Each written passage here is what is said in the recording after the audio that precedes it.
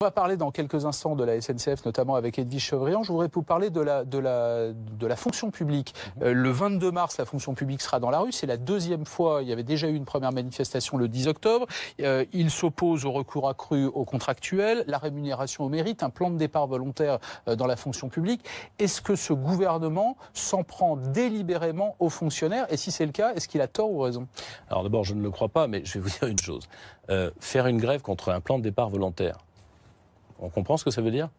Un plan de départ volontaire, ça veut dire que vous partez si vous avez envie. Et contre la rémunération au mérite, et contre le gel du point d'indice. Vous venez de citer un... Je veux juste, là encore, qu'on soit capable de prendre les sujets sujet par sujet.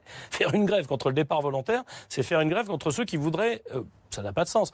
Qu'on leur permette, je ne suis pas sûr que ça produise les résultats que le gouvernement en attend, mais qu'on permette à un fonctionnaire de partir volontairement comme dans des entreprises, je ne vois pas d'inconvénient à cela. La difficulté depuis des années en réalité, c'est qu'on ne redéfinit pas ce qu'est... la partie de la fonction publique, c'est notre conviction, qui a besoin de la protection du statut de la fonction publique. Quand vous êtes policier, magistrat, enseignant, vous devez être protégé contre les pressions politiques.